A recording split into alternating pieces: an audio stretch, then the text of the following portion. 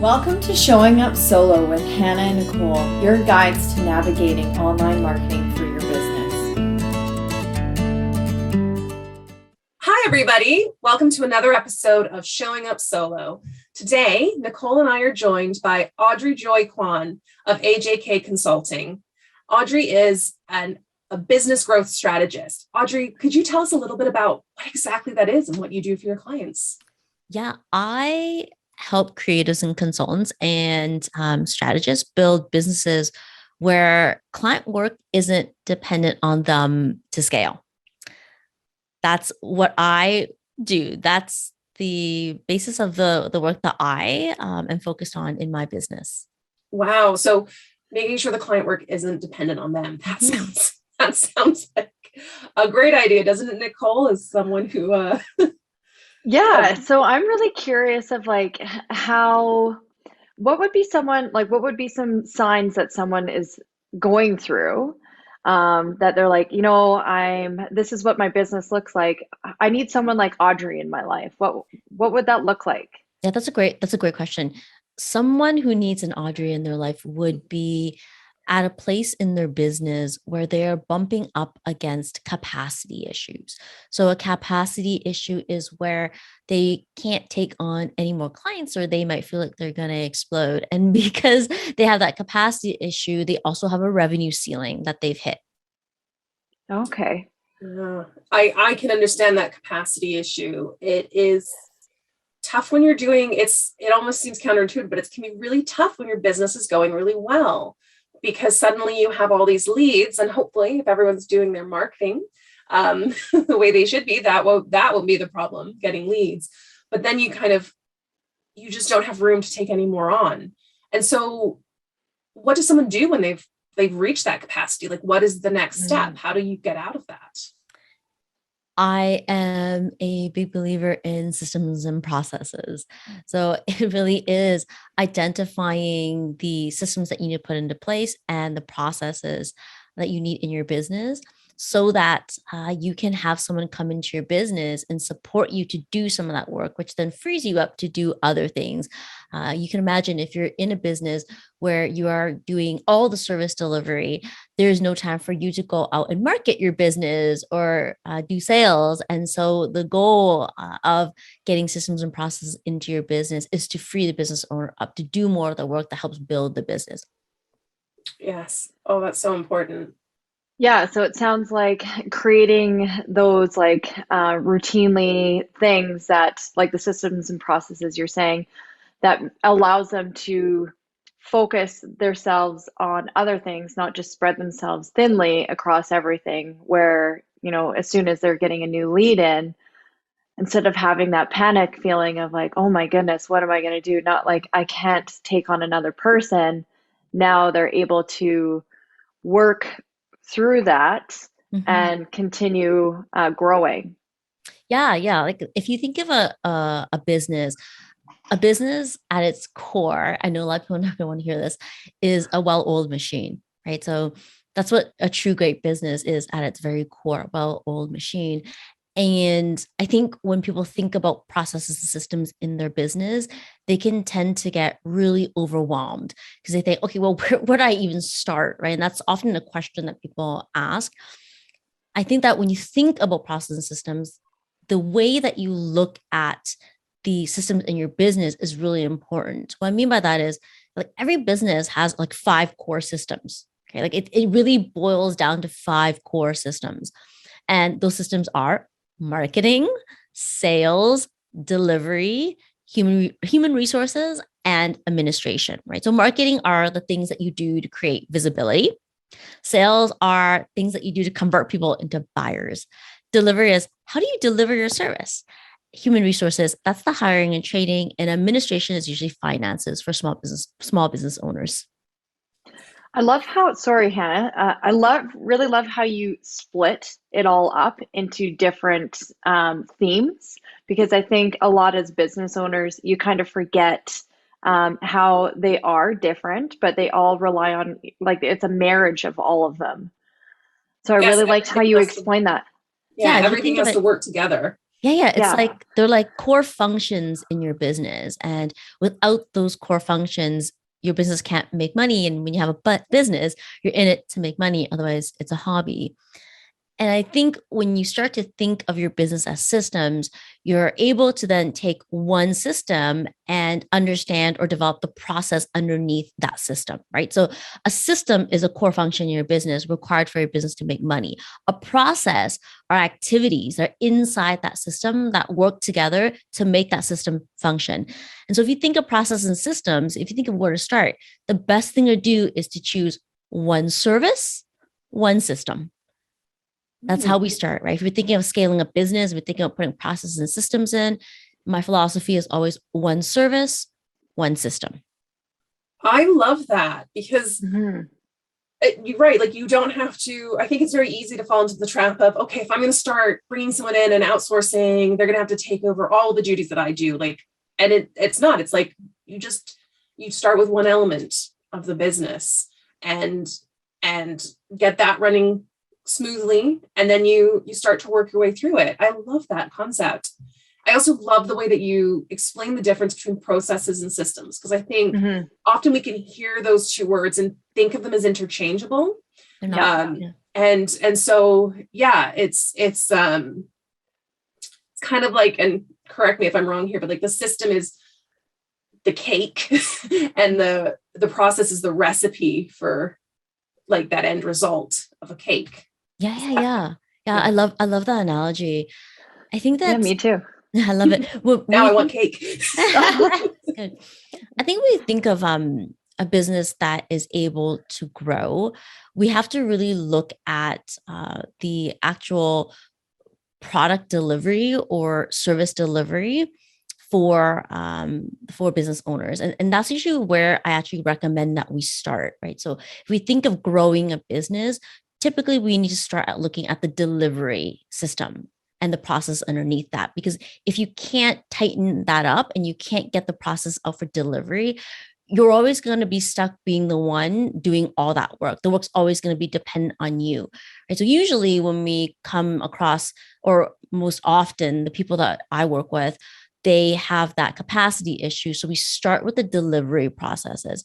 And when we start with delivery processes, there's one thing that we do consistently, and that is we help our people, our clients, prioritize their actual services. So prioritize and streamline their actual services. And I think for any business owner, the work is taking what they deliver and looking at it and making sure that it's efficient enough. And when it's efficient enough, that means that you're able to get someone else to come and help you deliver it. Then you can grow the business. I think that is so important. I know from my own experience as a solo business owner, it's very tempting, especially in the early stages, sort of customize every service for every client. You have a conversation and they want a little bit from column A and a little bit from column B, and you whip together a custom offering. And then when you try to bring some help on, I've experienced this myself. I'm like, okay, well, but for this person, it's like this. I mean, even the person who does my finances has had such a headache me trying to explain the breakdown of the services with all the custom packages. Since I've moved to like, these are the services that I offer, this is what the deliverables are. It's just so much easier as a business owner, because then I know, okay, when I do this package, this person's going to do this. This person's going to do this. I'm going to do this. And it's going to be this much money, and it's going to be this time frame. And it's easier to predict what's coming, I think, on the horizon.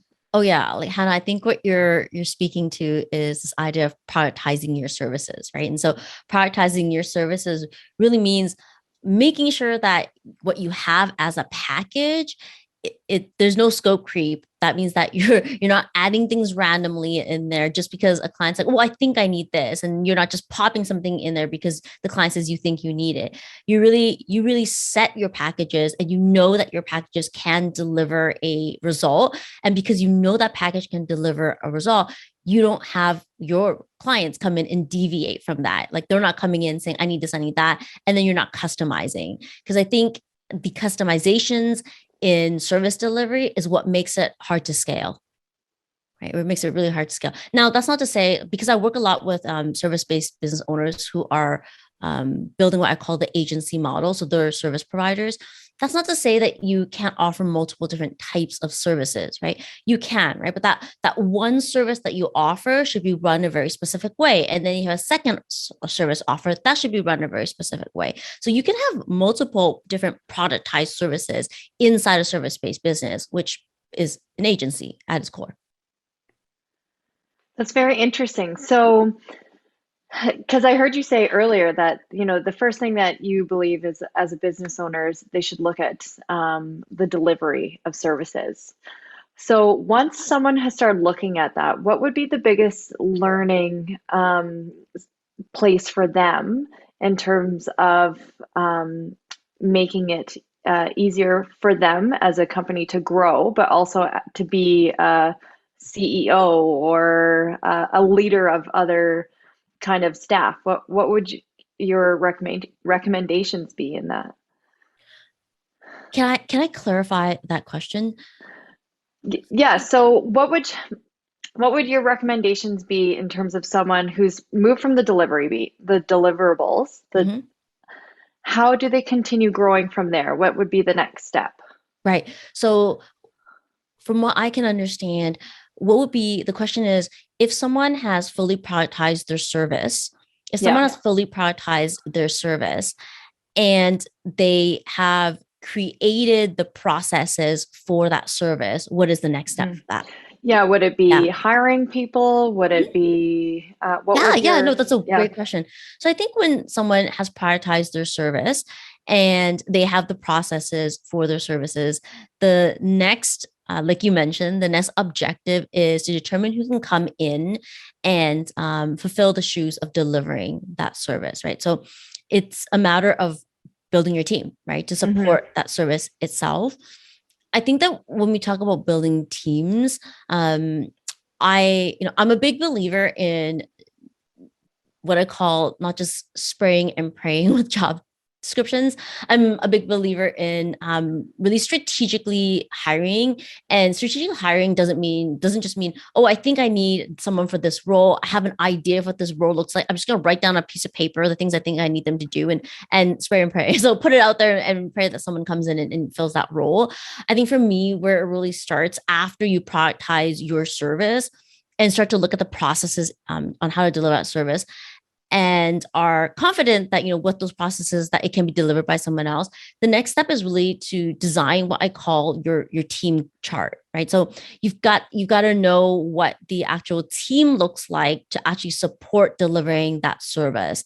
And so designing that team chart really comes next, because that then helps you to go ahead and figure out who needs to be in the right seats in your business to grow the business.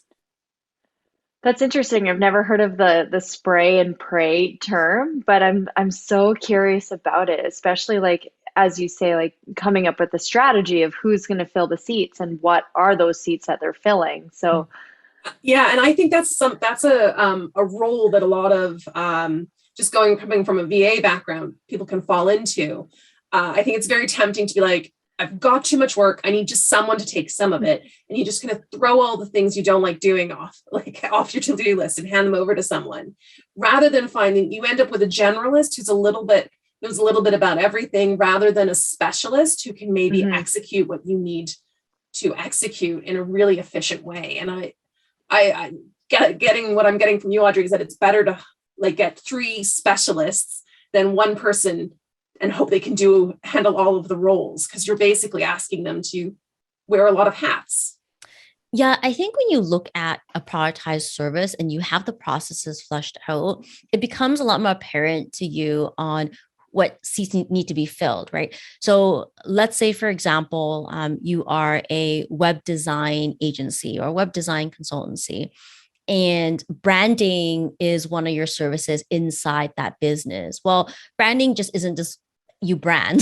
That's not the productized service, right? So in a productized service, branding could be an element of research, strategy, and then design, right? So it could be these three categories, right? And so if you look at those three categories, you need to ask yourself who's delivering on those three categories. Maybe as a business owner, you are a business owner because you can do all three things. The reality is that if you are going to bring someone in to do this, it might not be one person who does all three things, because you have to remember, if someone could do that, they might have their own business, right? And they might be building their own business. So if you can look at the breakdown of how you deliver something, i.e. the product itself, then you're able to strategically go ahead and think about what piece in that process can be hired out right now to create more freedom for you. So we're doing it strategically, right?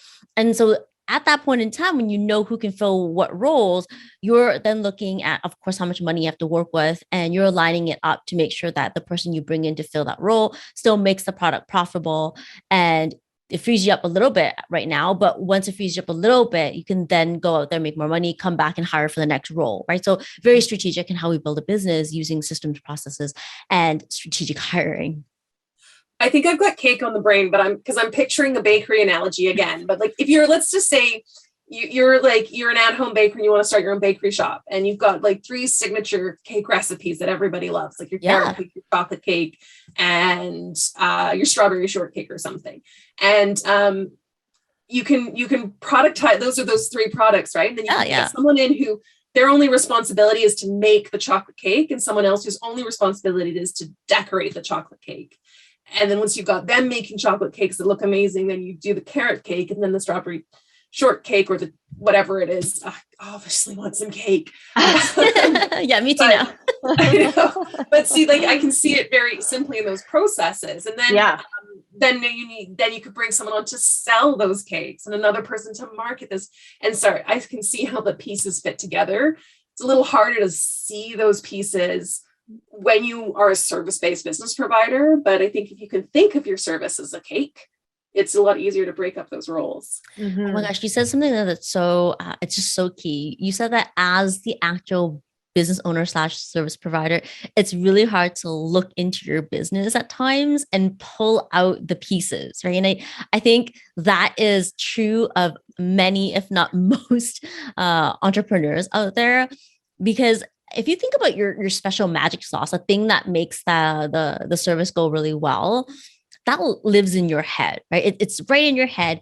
And because it lives in your head, sometimes what we're asking people to do when you say, hey, let's pull the magic out of your head so that it's not just you doing all the work, we're really asking them to be like these contortionists, right? So it's like you have to contort in this weird way to look inside your brain and pull out all that goodness, right? A mentor once had said this to me, and this is a great analogy as well too. And she had said, it's kind of like you're inside a bottle and someone's asking you to read the label on that bottle. It's really difficult. Right? Yeah. But I think you're absolutely right. When it comes to systems and processes, there's, especially in service delivery, there's this mix, right? And I call it the craft and the art, or the art and craft. What that means is like there's a craft to how you do things, and that craft is like the production work, right? It could be the production work.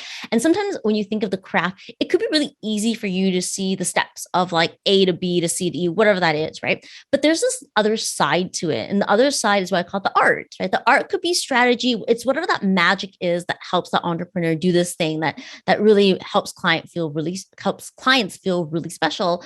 And that 20% is what we call art. Like 20% remaining is art. And that 20% is the part that is the hardest to get out of the entrepreneur or the business owner's head.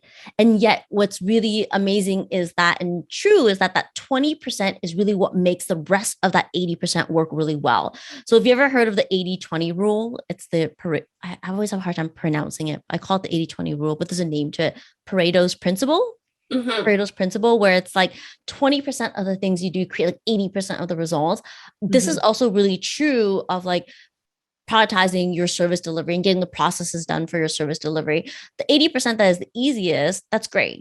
That's wonderful. The 20% that is the hardest, that is the true magic. That, that's the stuff that most entrepreneurs have the hardest time getting out of their head and putting down and getting someone else to help them deliver. So that's so interesting that you say that. What are some tools, or is there someone that you should talk to, or who can support you to get that art, that 20% out of you? Because like you said, it's hard for entrepreneurs because they get, caught in their head. It's hard to look outside the walls. So what do you suggest in like finding that art? Yeah. The fastest way is to get someone to come in and help you pull that out. And that's the fastest way to do it. And it saves you time, it saves you money. And that's not just a plug, but it is really the truth of the matter. And if you are DIYing it, here's what I would really suggest. I think it's really hard for you to sit down with a piece of paper and try to figure out what your magic is, right? Because the magic is not just the how, it's the why, right? Like you've really got to be able to share the why in your magic and then turn the why into resources and tools that other people can follow. And that in itself is really hard to do by yourself. And so if you're DIYing this, enlist a friend, right? Bring someone in who's really close to you, have them sit down with you. Maybe you trade service with them. I don't know, but have them sit down with you and talk through what you think is your magic, right? See if they can capture it down on a piece of paper. And then you can take that piece of paper back and figure out, okay, how will I turn this into resources and tools that will better help guide my team to complete this? It's almost like you need to have a conversation with a 3-year-old who just goes, why every time you give an answer until you can't give any more answers, until you've like baked it down to its real essence. Yeah. Like a good example is when you have a business owner who has like a very special recipe in doing something. So let's say it's a copywriter. So I have a copywriter client. And she specializes in writing copy for healthcare websites. Okay. And in order to do that, she relies quite heavily on her onboarding process to do that. There's a magic in her onboarding process, right? And so she thinks that the magic is that onboarding document, right? Where she goes in and asks the clients all these questions. And then from the questions, there's a whole bunch of answers. And so from those answers, she is able to use her magic brain to figure out all these things from that onboarding document, right? So she thinks that the tool or resource that someone, that if she hired someone, all they would need is that onboarding document, right? But it's not true, because that onboarding document doesn't provide enough instruction or direction on what she's looking for when she's actually interviewing someone in the onboarding, right? So the work is to really pull out what's going through the brain of the person, the entrepreneur who's interviewing that person in the onboarding, right? What questions is going through their own brain? What patterns are they looking for when they're doing that? Pulling those things out and saying, here's the onboarding thing. Now here's the instructions, or what I actually do when I'm asking these questions. This is what's going through my brain. Here's how I want you to think too when you're going through these questions. Do you see the extra layer of magic that we have to pull out there? That one resource of that onboarding document with the questions in there is not enough to support someone you hire in to do the work, right? Because you haven't pulled the magic out yet. And the magic, if it was that easy, you would just, sky's the limit, right? You just keep handing, like, photocopying the onboarding sheet, keep handing it on new people, and suddenly you've got an empire. Exactly. Yeah, absolutely. Yeah, absolutely. Audrey, I think you've given us so much to think about, and I think we could talk about this forever. Honestly, It's such an interesting, and it's given me so much to think about. The wheels are turning in my head. Great. Also, I'm thinking a lot about cake. But Audrey, what I would like to know from you, final thoughts, basically, for a lot of our audience are solopreneurs, and they're kind of at that level where they're about to move up to the next stage, the next phase of their business. Do you have any last little golden nuggets of advice for them? As a solopreneur moving into the next level, I think as a solopreneur, the hard part about being a solopreneur is that your time at this point, at this stage of your business, is divided between really two key activities. That's delivering your service delivery, and marketing, right? And so my key nugget is that you can get distracted when you're a solopreneur just growing your business. And if you're under the the 8-figure mark. So 8-figure per month. So sorry, not 8-figure, sorry, $8,000 per month. If you're under 8 figures per month, I'm like, oh my yeah, God. I'm like, wait, that's a little crazy. Yeah, no. If you're under the $8,000 per month, it can feel more stressful because you're at the place where you have limited resource to bring people into your business. And I think at that place, obviously it's not going to make sense for you to hire out your entire delivery process. It really is going into your delivery process, figuring out, like we mentioned, right, well, the layers of that cake, right? And pulling out at least just one layer to start, and bringing someone else to help you do that layer, and then making sure that those processes are tight, right? And that will free you up some more time to do your marketing. So if I were to, that's the advice I would have for solopreneurs who are probably under the $8,000 per month mark, and how to approach their service delivery to make more room for themselves. I love that recommendation, because it's, instead of taking a big bite out of the cake, it's essentially like taking little nibbles and working. Yeah. Well, thank you so much for joining us today, Audrey. We are so lucky to have had you as a guest. And if anyone listening is not too distracted by their urge to go to the bakery, how can they find you, get in touch, or work with you? Yeah, thank you. So we've developed a program called the Mighty Pod Model. It's a high-touch coaching program for creators and consultants who are stressing about their business going down the sink if they stop working. So inside that Mighty Pod Model program that we have, we help streamline service delivery and help our clients create a pod team model so that client work isn't dependent on them to scale. If anyone is interested in learning more about the Mighty Pod model, they can come over to my website, audreyjoykwan.com, or they can simply just send me an email at support@audreyjoykwan.com. Thank you so much for joining us today, Audrey. You've given us a lot to think about, and I think a really different way to think about your business. Certainly given me a fresh perspective. So thank you again for coming, and thank you everybody for tuning in today, and we'll see you at the next episode. Thanks, everyone. Bye. Want more from Hannah and Nicole? Make sure to sign up for the Showing Up Solo membership, a monthly membership with guest experts, free resources, and a members-only invite to our live content batching sessions. A wonderful opportunity to meet new people and get advice from Hannah and Nicole live in person. And as always, don't forget to subscribe so you don't miss a future episode. See you next time.